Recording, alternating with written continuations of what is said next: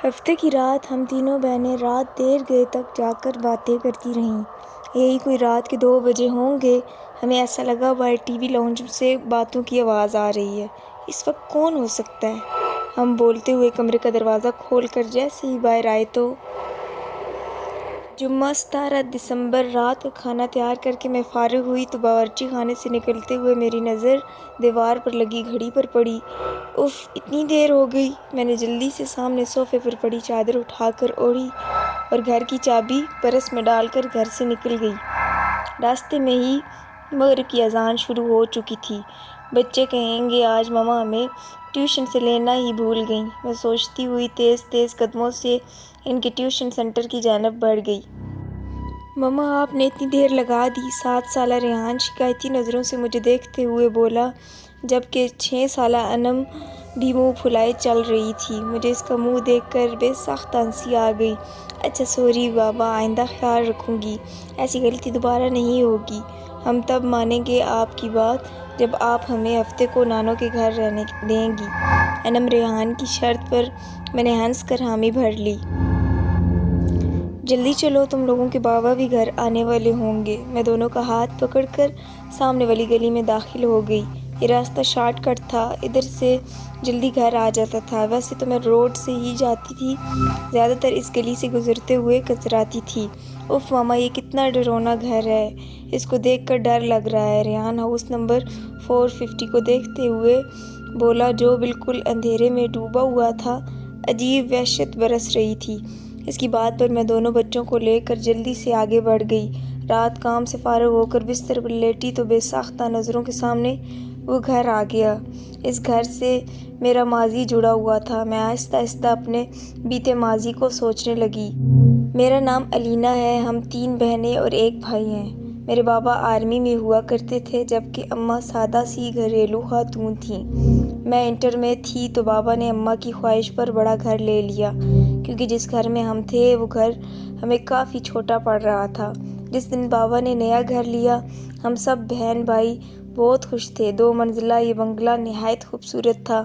نیچے والے حصے میں 3 بیڈ روم، بڑا سا ٹی وی لاؤنج اور ڈرائنگ روم اور باورچی خانہ تھا، جبکہ اوپر حصے میں 2 bed room, T V lounge اور ایک اسٹڈی روم تھا۔ چھوٹا سا باغیچہ تھا جس میں نیم اور بیر کے درخت لگے تھے اور کارپورچ اتنا تھا کہ ایک گاڑی کھڑی ہو جائے۔ میری بڑی بہن مہرین جو مجھ سے 2 سالہ بڑی تھی، اور پھر اس سے چھوٹی ثنا جو 1 سال بڑی تھی، پھر میں تھی اور سب سے چھوٹا ہمارا بھائی جو اس وقت 7ویں جماعت میں تھا۔ ہم تینوں بہنوں نے اوپر والے بیڈ روم لیے جبکہ نیچے حارث اماں بابا کے ساتھ رہتا تھا۔ ہم تینوں بہنیں چونکہ کافی ڈرپوک ہیں تو ہم ایک ساتھ ایک بیڈ روم میں سوتی تھیں۔ جس دن ہم شفٹ ہوئے اس دن کافی تھکن ہو گئی تھی۔ رات گئے تک سامان وغیرہ سمیٹ کر فارغ ہوئے، باقی کا کام اب کل کر لینا، اب جاؤ تم لوگ بھی سو جاؤ۔ کھانے سے فارغ ہوئے تو امی بولیں تو ہم تینوں بہنیں اوپر آ کر لیٹ گئیں۔ تھکن اس قدر تھی کہ لیٹتے ہی نیند آ گئی۔ ابھی سوئے زیادہ دیر نہیں ہوئی تھی کہ مجھے نیند میں ایسا لگا کہ کوئی باہر دروازہ بجا رہا ہے۔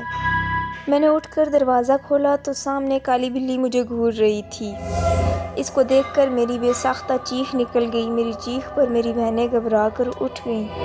کیا ہو گیا؟ سب خیر تو ہے؟ مہرین نے میرے پاس آ کر پوچھا۔ تم بلی سے ڈر گئی؟ اس نے حیرت سے بلی کو دیکھتے ہوئے کہا اور میں شرمندہ ہو کر واپس بستر پر آ کر لیٹ گئی۔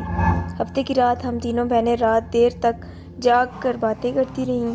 یہی کوئی رات کے 2 بجے ہوں گے، ہمیں ایسا لگا کہ باہر ٹی وی لاؤنج میں کوئی باتیں کر رہا ہے۔ اس وقت کون ہو سکتا ہے؟ ہم بولتے ہوئے کمرے کا دروازہ کھول کر جیسے ہی باہر آئے تو ایسا محسوس ہوا جیسے یہ باتوں کی آواز باورچی خانے سے آ رہی تھی۔ باورچی خانے میں ہم نے جھانکا تو وہ کالی بلی سامنے کاؤنٹر پر بیٹھی نظر آئی۔ ہمیں دیکھ کر اس نے چھلانگ لگائی اور سامنے کمرے میں گھس گئی۔ ہم ابھی سمجھ نہیں پائے تھے کہ یہ ہوا کیا، پھر ہماری نظر سامنے جلتے چولہے پر پڑی۔ ایسی خوشبو آ رہی تھی کہ جیسے کچھ پک رہا تھا۔ مہرین نے آگے بڑھ کر چولہا بند کیا۔ ہم تینوں ہی گھبرا سے گئے تھے۔ اس بات کا ذکر ہم نے اگلے دن امی سے کیا، جس پر وہ الٹا ہمیں ڈانٹنے لگیں کہ جلدی سویا کرو۔ اتوار: خالہ اپنی فیملی کے ساتھ ہم سے ملنے آ گئی تھیں۔ رات دیر تک وہ اپنے گھر گئیں تو نیچے ٹی وی لاؤنج میں رکھے تخت پر بیٹھے ہم تینوں بہنیں اور امی باتیں کر رہے تھے، جبکہ ابو اور حارث سامنے سو چکے تھے کہ امی کی نظر لاؤنج سے جاتی سیڑھیوں پر پڑی۔ ارے لینا بیٹا، اوپر دیکھو، کوئی بچہ رہ گیا ہے۔ خالہ کے چھوٹے چھوٹے بچے تھے، کافی شرارتی تھے۔ امی کو لگا کوئی بچہ اوپر نہ رہ گیا ہو۔ امی کی بات پر ہماری نظر بھی اوپر کی جانب جاتی سیڑھیوں پر اٹھی تو دیوار پر چھوٹے بچے کا سایہ نظر آیا۔ میں نے اٹھ کر اوپر جا کر دیکھنے لگی مگر وہاں کوئی بھی نہیں تھا، جس پر میں خوفزدہ ہو کر تیزی سے نیچے آ گئی۔ جب میں نے امی کو بتایا کہ اوپر تو کوئی بھی نہیں ہے تو امی بھی چپ سی ہو گئیں۔ ہم سب حیران تھے کہ جب اوپر بچے نہیں تھے تو سایہ کس کا تھا۔ کچھ دنوں بعد بات آ گئی، ہم سب گھر والوں کو کزن کی شادی میں اسلام آباد جانا تھا۔ 2 ہفتوں بعد ہم واپس جب گھر آئے تو بڑی عجیب حیرت ہوئی، پورا گھر شیشے کی مانند چمک رہا تھا، ایسا لگ رہا تھا کہ روز گھر کی صفائی ہوتی رہی ہو۔ ہمیں یہ سب دیکھ کر بڑی حیرانی ہو رہی تھی، بلکہ حارث بولا ایسا لگتا ہے روز کام والی آ کر کام کر کے جاتی تھی۔ میں منہ دھونے کی غرض سے غسل خانے میں گئی تو غسل خانے کا گیلا فرش دیکھ کر مجھے حیرت کا دھچکا لگا۔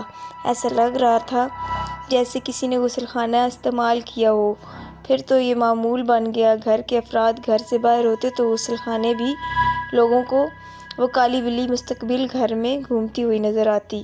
ہم لوگ اب آہستہ آہستہ ان باتوں جیسے کہ عادی ہو رہے تھے۔ جب بھی ہولناک واقعہ رونما ہوا، جس کے بعد ہم نے فوراً وہ گھر چھوڑ دیا۔ رات کسی پیر امی کی آنکھ کھلی تو انہیں محسوس ہوا کہ چھت پر کوئی ہے۔ وہ سمجھی ہم بہنیں سونے کے بجائے گپوں میں مصروف ہیں۔ وہ دبے قدموں سے چھت پر آئیں۔ وہاں گول دائرے میں 10-12 عجیب شکل والوں کو بیٹھے دیکھا۔ وہ منظر اتنا خوفناک تھا کہ امی بے ہوش ہو گئیں۔ فجر کی نماز کے لیے جب ابو اٹھے اور امی کو کمرے میں نہ پایا تو لاؤنج میں آئے تو دیکھا امی سیڑھیوں پر اوندے منہ پڑی نظر آئیں۔ ہوش میں آنے پر جب امی نے رات والا منظر بتایا تو ابو نے فوراً فیصلہ کر لیا کہ یہ گھر چھوڑ دینا مناسب ہے۔